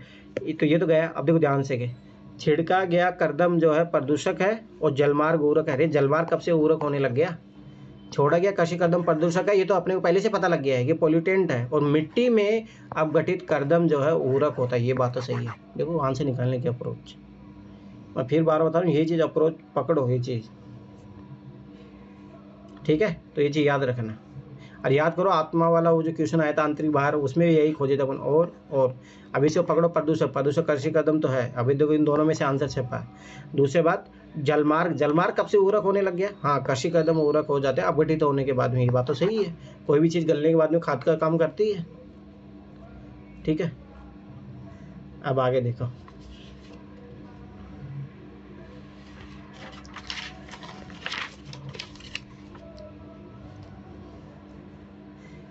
ऊरकों के अंधाधुंध प्रयोग के प्रभाव क्या है। अब देखो प्रभाव पूछ रहा है, तो ये नेगेटिव होगा ना अभी यहाँ पे, स्वाभाविक सी बात है। जैसे एनपी के रेशियो को खराब कर देते हैं, ठीक है। तो ये चीज़ ध्यान से समझना, ठीक है। अब देखो सही उत्तर चुनना है। अभी चीज़ ऑब्जर्व करो, मिट्टी एवं जल में प्रदूषकों की वृद्धि, हाँ तो ये तो बात सही है, ठीक है। नेगेटिव इम्पैक्ट है, नेगेटिव का नेगेटिव इम्पैक्ट तो हो गई। जैसे मैं ये चीज़ अगर जीएस में भी आया हुआ है क्वेश्चन, ध्यान से समझना। जैसे क्या होता है, एक होता है जैसे जल में जब नदियाँ होती है, तो इसमें एक तो होता है कि वहीं पे पॉल्यूशन होता है, एक बाहरी पॉल्यूशन आता है। तो नदियों में जब हम खेतों में यूरिया यूज करते हैं तो ये गलता नहीं अच्छे तरीके से। तो ये क्या है, जब बरसात होती है तो पानी साथ बहता बहता नदियों को ख़राब कर देता है। तो ये बात तो सही है, सॉइल पॉल्यूशन का भी कारण बनता है, तो ये तो है शायद ज़रूर आएगा, ठीक है। अब आगे देखो, मिट्टी में अपघटन करने वाले सूक्ष्म जीवों को विनाश करना, ठीक है। तो ये चीज़ तो याद रखो ना, जब अपन यूरिया इनका यूज करते हैं तो क्यों यूज करते हैं कि जो ये सूक्ष्म जीव होते हैं उनको जो है विनाश नहीं करते, उल्टा उनको बढ़ावा देते हैं, डिकम्पोज। जैसे अब सोचो ना कि प्रोडक्टिविटी बढ़ाने के लिए यूज़ करते हैं, तो क्या होता है उसमें, ऊरक जो है स्वाभाविक सी बात है कि ऐसे जो अच्छे अच्छे तत्व तो उनको बढ़ाने का काम करता है ना, उल्टा ये पॉजिटिव है। मतलब ये विनाश नहीं करता, मतलब इन द सेंस ये कॉन्ट्रडिक्शन, ये तो अच्छे सूक्ष्म जीव तो पॉजिटिव होते हैं ना खेती के लिए। अरे एनपीके जो अपन उर्वरक यूज ही इसीलिए करते हैं, नहीं तो उर्वरक तो फिर पूरी तरीके से नेगेटिव हो जाएगा। ठीक है, तो ये चीज़ थोड़ा याद रखना। ठीक है, एक चीज़ ये देखो, ये नेगेटिव, आगे देखो जलाशय में पोषक संवर्धन, ये तो होता ही है क्योंकि ये दोनों एक ही चीज़ है। यूट्रिफिकेशन याद रखना, ये इसी के कारण होता है। शैवाल पुंजों को बनना, ये भी एक रीजन यही है। ठीक है, तो शैवाल जो फॉर्मेशन होता है उसका रीजन होता है उर्वरकों का, क्योंकि उर्वरक क्या होता है ध्यान से समझना। देखो दिक्कत कहाँ, उर्वरकों का प्रयोग करना में दिक्कत नहीं है, दिक्कत इसलिए होती है कि जैसे मान लो, ध्यान से समझना, एक तो अतिरिक्त तो इसका यूज कर लेते हैं, चाहिए 1 ग्राम, या अगर अपन 10 ग्राम यूज कर रहे हैं तो क्या होता है कि फसल को जितना चाहिए हो तो उतना ही लेगा। अब जैसे 1 ग्राम की नीड है, ये 9 ग्राम फालतू का होगा, तो ये 9 ग्राम क्या होता है कि नहीं तो ये जो मतलब फसल होती है उसको जो न्यूट्रिएंट जो मतलब सूक्ष्म जीव होते हैं उनको मिलते हैं, मतलब जो उनको चाहिए हो तो ले लेते हैं, उसके बाद में वो क्या करेंगे, तो जो अतिरिक्त रहता है जो बह बह के जलों में चला जाता है तो वहाँ यूट्रिफिकेशन का काम करता है, नदियों जो जलों में प्रदूषक का काम करता है, शैवाल पुंजों का निर्माण कर देता है। ठीक है, तो ये कारण है इसका। ठीक है, तो दूसरा 2 नंबर तो मुझे भी लग रहा था, पता नहीं क्यों सही है। अरे सही, देखो समझो ये चीज, मिट्टी में अपघटन करने वाले सूक्ष्म जीवों को विनाश नहीं करता है भाई एनपीके। अगर उर्वरक अगर ये करने लगे तो फिर उर्वरक का यूज ही क्यों करोगे, आप सोचो ना, आप उर्वरक का यूज ही क्यों करते हो भाई। ये जो जो अच्छे सूक्ष्म जीव होते हैं उनको बढ़ावा करने के लिए देते हो ना, इसीलिए तो देते हैं अपन। जैसे अगर आपने, अगर मैं एक चीज़ बता रहा हूँ, फंजाई वाला अगर दाल में अगर आप पढ़ोगे ना, दाल में तो एक बैक्टीरिया होता है साइनो बैक्टीरिया करके, है ना, तो वो क्या है, सूक्ष्म जीव ही है, तो उनको बढ़ाने के जैसे उसके नाइट्रोजन की ज़रूरत पड़ती है उसके लिए, तो नाइट्रिफिकेशन का काम करता है। तो ये वो वाली एकदम, ये तो विरोधाभास हो गया ये चीज़, तो फिर अपन यूरो को यूज ही क्यों करेंगे। ठीक है, तो ये चीज़ याद रखना। और मैं फिर बारह बता रहा हूँ कि देखो ये यूट्रिफिकेशन वाले जो प्रोसेस है जीएस के लिए भी इंपॉर्टेंट है, इन्वायरमेंट इकोलॉजी का अच्छा टॉपिक है, बहुत अच्छा इंपॉर्टेंट टॉपिक है। क्लास 12 के बायोलॉजी में है ना सर, बहुत अच्छे से बताया है, केवल वही काफी है। ठीक है, अब आगे देखो, संवर्धनीय सुपोषण से युक्त जलाशय की विशेषता क्या होती है। अब समझ, बहुत ज़्यादा यूट्रिफिकेशन बढ़ गया है। ठीक है, तो ये नेगेटिव है। क्या होता है पूरे, देखो ध्यान से, इसको मैं बताता हूँ ध्यान से। अगर ऑब्जर्व भी आप लोगों ने अगर ऑब्जर्व किया होगा, आसपास तालाब देखना, वहाँ पे जलकुंभी चारों तरफ उग जाती है, ध्यान से समझना। ये हरी हरी जो होता है, लगता है कि ये तो फायदे में नहीं, फायदे में बहुत नुकसानदायक होते हैं। इससे क्या होता है, जो सनलाइट होती है जो नीचे जो जलीय जीव रहते हैं उनके लिए वो नहीं पहुँच पाती है, तो बहुत दिक्कत होती है। तो ये वो है। तो पारिस्थितिक तंत्र की सेवाओं की हानि, हाँ ये बात सही है, ये नेगेटिव है, ये नेगेटिव। वनस्पति और प्राणी जात की हानि होती है, मैं वही बोला था, छोटे छोटे जो रहते हैं उनके लिए नुकसानदायक हो जाता है। खनिज पोषकों की हानि नहीं, उससे कोई खनिज पोषकों की हानि से कोई मतलब नहीं, उल्टा खनिज पोषकों की वृद्धि होती है उससे, इसीलिए तो ये बढ़ते रहते हैं, इसीलिए तो बढ़ते। यूट्रिफिकेशन का मतलब ये कि खनिजों का बढ़ाना। हाँ, ये इसलिए तो देखो ना, ये पूरा सारा यूज कर लेते हैं अपना और नीचे उनको जाने नहीं देते हैं। ठीक है, तो ये मैं फिर बता क्या करते हैं ना सर, वो हरे हरे जो घास उग जाते हैं ना, वो ऑक्सीजन को इतना ये कंज्यूम कर लेते हैं कि फिर नीचे जो जीव जंतु रहते हैं उसके लिए बचता ही नहीं है। हाँ, इसीलिए तो वैसे बीओडी और दो बायोलॉजिकल ऑक्सीजन डिमांड। ये सीओडी होती है, केमिकल ऑक्सीजन डिमांड और बायोलॉजिकल ऑक्सीजन डिमांड, तो उसी में जो है बैलेंस खराब हो जाता हो।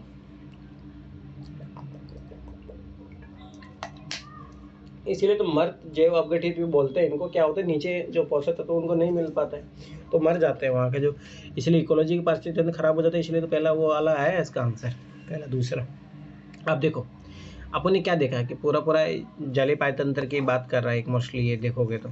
ठीक है, अब इस मूल विषय क्या है, मैं फिर बार बता रहा था कि कुछ ना कुछ अच्छा होना चाहिए। पर्यावरण की सुरक्षा के लिए समुचित विधि निर्माण अनिवार्य है। समुचित क्या होता है, ठीक है, विधि निर्माण बोल सकते हो, पर्यावरण सुरक्षा क्या बनी हुई है, वो तो बनी हुई बात, इम्प्लीमेंटेशन कैसा होना चाहिए, जो कमी है उनको कैसे दूर किया जाए, वो एक चीज़ है। पहली बात तो पर्यावरण की बात ही है ही नहीं इसमें। आपने देखा किसके बारे में, जलीयता, देखो जल के बारे में बात हो रही है, यहाँ पे भी, यहाँ पे जल के बारे में बात हो रही है, इसके हर क्वेश्चन में जाके देखो तो उसकी बात हो रही है। आधुनिक कृषि पर्यावरण के विनाश के लिए उत्तरदायी है, क्या बात कर रही है, तो देखो सोचो, मॉडर्न एग्रीकल्चर तो उल्टा पॉजिटिव होता है ना पर्यावरण के लिए विनाशक है, तो नेगेटिव बात बोल दी है। ठीक है, तो ये चीज़ याद रखना। अब देखो, कृषि से अनुचित अपशिष्ट निस्तारण जलीय पारितंत्र को विनिष्ट कर सकता है। हाँ, ये बात तो देखो ना, यही तो है, अनुचित अपशिष्ट वही जो मान लो कि यूरिया वीरिया रहता है, उर्वरक रहते हैं, वो अच्छे से जब फसल उसको पूरा यूज नहीं करती है तो रह जाते हैं, तो वो जलीय पारिस्थितिक तंत्र को खराब कर देते हैं। ये बात तो सही है, सकता है।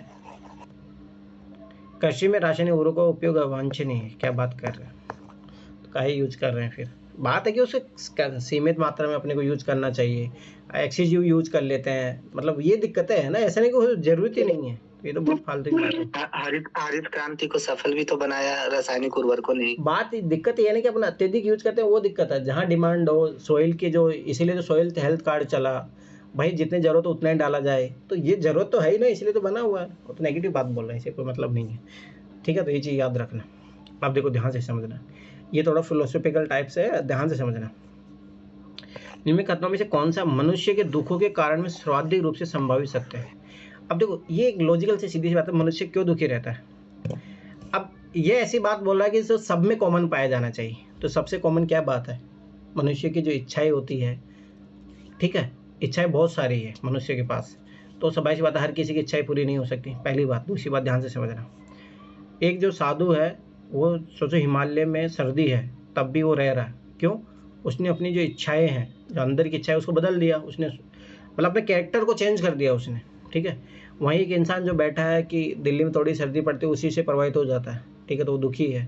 या गर्मी ले लो, एक साधु है जो वहीं एकदम तपस्या कर रहा है खतरनाक वाली धूप में बैठ के, क्यों? उसने अपने कैरेक्टर को बदल लिया ना, अपने अंदर चरित्र, उसको मतलब सहने की शक्ति उसके अंदर आ गई है, ठीक है। तो वो मेन रीजन है उसका, ठीक है। अब देखते हैं ध्यान से, मनुष्य दुखों कारण रूप में सर्वाधिक संभावित सत्य क्या है? तो सबसे मेन कारण खोजना अपने को, सर्वाधिक, ये चीज याद रखना। देखो समाज में व्याप्त बुरी आर्थिक और सामाजिक दशाएं, अरे नहीं, चलो देखो ध्यान से समझना, बुरी आर्थिक दशाएं अडानी के लिए तो नहीं है ना। अडानी फिर भी, अडानी भी दुखी होता होगा ऐसा तो है नहीं, वो और किसी सिचुएशन के लिए दुखी होता होगा। तो ये तो सबके लिए नहीं है। बहुत सारे साधु लोग हैं वो तो इन चीज़ों से कोई मतलब ही नहीं है, फिर वो तो कैसे खुश रहते हैं? ये नहीं आएगा। अब आगे देखो, उसके समाज से भौतिक और सांसारिक सहायता की अनुपस्थिति, ये भी फालतू की बात बोल रहा है, ठीक है। मेन जो रीजन है मनुष्य के दुखों के कारण, अब देखो एक चीज देखोगे तो मनुष्य जो है यहीं पे दिया हुआ है। अदिति ये चीज ऑब्जर्व करो, बहुत सारे आंसरों में यही चीज अप्रोच लग रही है। परिवर्तनशील सामाजिक संरचना के कारण अनवरत बढ़ती भौतिक आवश्यकता है। तो ये तो मैं पहले बता रहा था कि ऐसा तो कुछ हो ही नहीं सकता। बात ये नहीं कि हो सकता है कि ये हमेशा एक एग्जांपल काउंटर सोचा करो, मुकेश अंबानी के लिए क्या दिक्कत है, वो आज जो चाहे वो खरीद ले, सब कुछ कर ले। अब बात बोले मनुष्य के दुख में, मनुष्य में सब आ गए, तो यह मनुष्यों का अपना चरित्र परिवर्तन करने से इनकार है। वही होता है कि आप अपनी पॉसिबल जो सिचुएशन होती है उससे अपने आप को चेंज नहीं कर पाते। इसका मैं एक चीज़ ध्यान से समझना, मैं एक एग्जांपल देता हूँ, एक स्टोरी सुनाता हूँ, शायद आप लोगों ने सुनी भी होगी, है ना। एक मेंढक होता है, मेंढक मतलब मतलब उस पर एक वो टेस्ट किया गया, तो एक जल लिया गया, ठीक है, ध्यान से समझना। तो जल लिया गया, उस मेंढक को उसमें डाल दिया गया, ठीक है। अब वो क्या हुआ, मेंढक, ध्यान से देखना, जब स्टार्टिंग में जब लो स्टार्टिंग धीरे धीरे चालू किया गया तो आराम से बैठा रहा, धीरे धीरे जब वो जलने लगा ना, तो अपने आप को एडजस्ट करने लगा। ऐसा नहीं कि बाहर कूद के चले जाए, वो ठीक है थोड़ा बहुत कंट्रोल करते, आखिर में पूरा जल जाता है, मर जाता है। उसने अपनी स्थिति चेंज नहीं की, वो वहीं पे रहा। तो भाई जब तक अपना चरित्र परिवर्तन करने से इनकार करोगे तब तक आप दुखों का शिकार होते रहोगे। आपको स्टेटस अपनी जो है लाइफ का हमेशा एक चीज़ याद रखना, ये रियल रीजन है कि अगर आप जब तक रियल लाइफ मतलब रियल नॉलेज नहीं होगा, बहुत सारे लोग फालतू चीज़ों को लेकर परेशान रहते हैं, इन चीज़ों का मतलब ही नहीं है एक चीज़ ये नोटिस करना कि बहुत सारे लोग, जैसे दूसरे लोगों से आप समस्या देखोगे तो आप लगेगा कि क्या बच्चों जैसे हरकतें कर रहे हैं पर जब खुद ही उस अवस्था में जाओगे तब पता लगेगा कि ये क्या हो रहा है, फिर वो उसको मजाक वाली बात लगेगी। तो ये बात होती है सिचुएशन की चेंजिंग की, कि आप अपने आप को कैसे देख रहे हो, कौन सी कंडीशन में देख रहे हो, ठीक है। निम्नलिखित धारणाएं बनाई गई, कौन सी वेद है, ठीक है, ध्यान से देखो। लेखक मानवीय दुखों के उन्मूलन में भौतिक और सांसारिक सहायता को प्राथमिकता देता है। क्या बात कर रहे हो, मैं फिर बार बता रहा हूँ, किसी को तुम भौतिक चीजें देके सुख नहीं कर सकते, या ओनली आध्यात्मिक देके भी सुख नहीं कर सकते। ये चीज हमेशा याद रख लो। और आपने जो पहला निष्कर्ष ही देखा क्या, कि जब तक आप अपनी सिचुएशन को चेंज नहीं करोगे तब तक नहीं हो सकता, ठीक है। तो ये चीज याद रखना। और आप भौतिक और सांसारिक सहायता कितना दोगे, किसको कितना दोगे, कितना दोगे तब भी नहीं होगा उन्मूलन। धर्मार्थ, आवास, अस्पताल इत्यादि मानवीय दुखों को एक बड़ी सीमा तक, क्या बात कर रहे हो।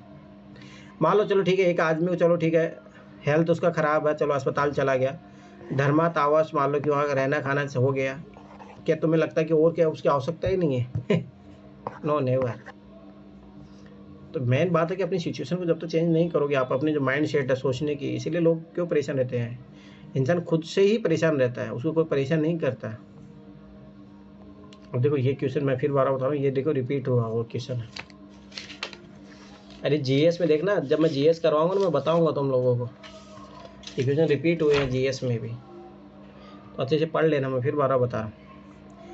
इस परिचय का केंद्र बिंदु क्या है? केंद्र बिंदु मतलब क्या होता है? जैसे मान लो कि कोई भी चीज़ सेंटर में है, फिर उसके सराउंडिंग पैसेज लिखा जा रहा है, तो वही पकड़ना कि किसके बारे में पैसेज लिखा गया है। ठीक है, तो थोड़ा सा भी आप देखोगे तो पता लग जाएगा। ठीक है, और जहाँ तक इसमें देखो पता लग जाएगा आवास खंडन, मैंने पहले बोला था पहला लाइन पढ़ लिया करो, उसी से पता लग जाता है। सदी के आखिरी 25 वर्षों के दौरान किए गए पारिस्थितिकी अनुसंधान, खनन, राजमार्ग निर्माण और वन प्रदेशों में किए जाने वाली ऐसी अंतर्वेदी गतिविधियों के कारण आवास खंडन के हानिकारक प्रभाव सिद्ध किया है। और हमेशा आखिरी लाइन पढ़ लो, खनन कंपनियों को वन भूमि का तदत अनुदान, साथ ही गैर कानूनी खनन इस खतरे को और बढ़ा रहे हैं। किसको खतरे को बढ़ा रहे हैं? आवास विखंडनता को। देखो ये रहा, पढ़ लो, वो डायरेक्ट आंसर मिल जाएगा। ठीक है, तो ये चीज़ याद रखना। वनों में गैर कानूनी खनन, वन्य जीवन का विलोपन, प्रकृति का संरक्षण, आवास का विघटन। तो मैं फिर दोबारा बता रहा हूँ, आवास का खंडन यहाँ पे दिया है, हर जगह आपको मिल जाएगा। मैं फिर बता रहा हूँ, स्टार्टिंग का पैराग्राफ और आखिरी का पैराग्राफ पढ़ लोगे आंसर मिल जाता है, तो ये चीज़ याद रख लेना।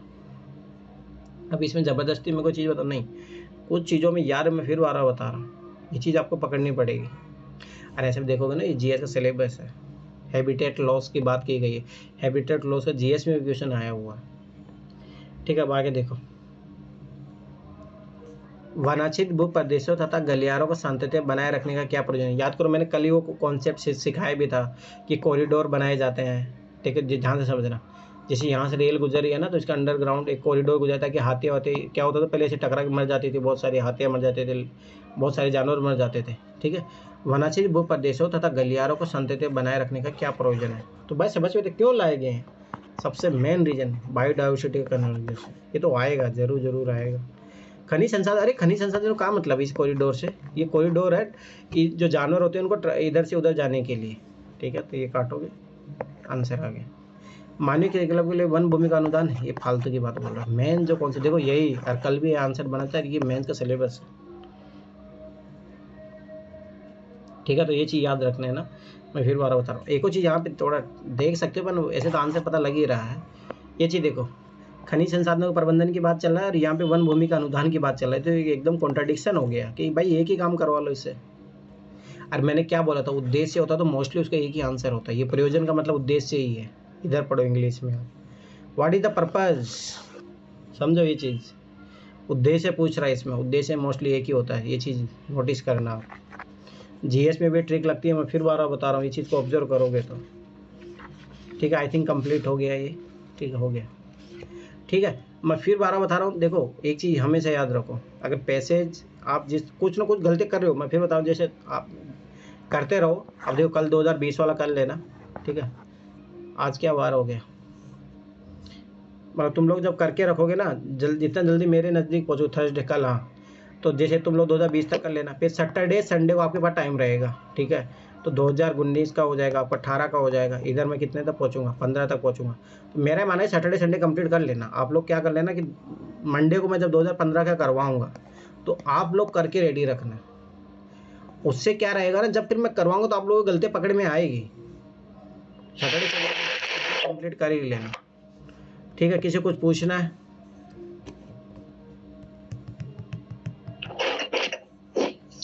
सर हाँ बोलो।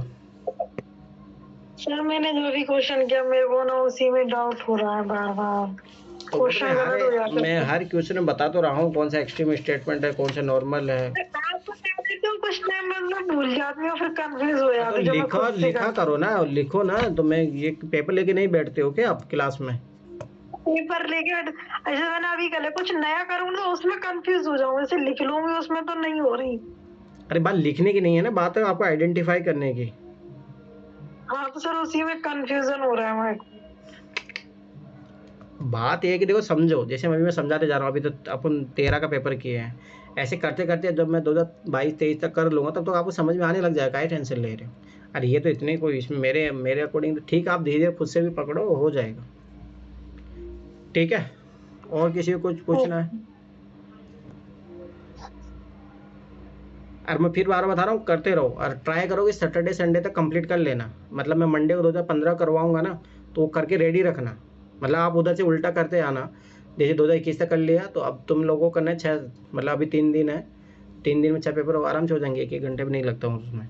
तो करके रखना, उससे फ़ायदा मिलेगा। जैसे मान लो जिस दिन मैं मंडे को 2015 का करवाऊंगा, तो 2015 का सामने रखना, फिर आप लोगों को गलतियाँ पता लगेगी, आप लोग कहाँ गलतियाँ कर रहे हो। अब मैं फिर बता रहा हूँ, पूरा दर्दा वाले गलत हुए हैं मुझसे आज के पेपर में। दर्दा वाले, तुम्हारी आवाज़ क्यों नहीं आ रही नगीना?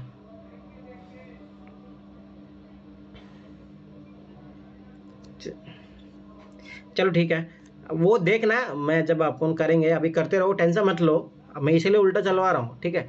जब आप लोग इधर पहुँचोगे ना, तो वो चीज़ें समझ में आ जाएगी आप लोगों के, ठीक है, कि कहाँ गलतियाँ कर रहे हो आप। कहीं ना कहीं तो कुछ कुछ मिस्टेक्स हो रही है। तो मेरा मानना है कि 20 तक तो सही होने चाहिए। मैं ऐसा भी नहीं बोला कि 25 सही हो जाए, वो तो एक बहुत ज़्यादा हो गया, पर 20 तक तो सही होने चाहिए, ये मेरा है। मैं चाह रहा हूँ कि 20 से 22 तक पहुँच जाओ आप लोग। तो 20 से कम तो नहीं जानी चाहिए। कहीं ना कहीं गलती हो रही है, जो 17 जिनके गलत हो रहे हैं, मतलब 17 सही हो रहे हैं, 15 सही हो रहे हैं, वो कहीं ना कहीं कुछ ना कुछ मिस्टेक्स कर रहे हैं। तो वो चीज़ देखो कहाँ तुम लोग मिस्टेक्स कर रहे हो। जैसे मैं वर्ड्स को पकड़ पाता हूँ, या फिर आप उसको थोड़ा सोच नहीं पाते उसके बारे में। तो ये चीज़ें मैं फिर बता रहा हूँ, यही हेल्प मिलेगी आपको जीएस में भी।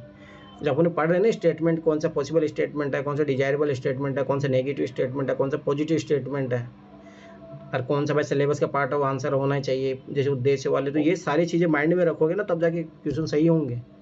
फिर मैंने कहीं कहीं मैं बता ही रहा हूँ कि हाँ, यहाँ जहाँ पैसेज पढ़ने की जरूरत है, वहाँ पैसेज भी थोड़ा देख लो हल्का सा। तो ये चीज़ें हैं जो आपको 20 से 25 के लेके जाएगी उधर। ठीक है, मेरा मानना है पहले 20 तक तो पहुँचो। कल है क्लास है, कल होगी, फ्राइडे को तो क्लास होगी। ठीक है, चलो।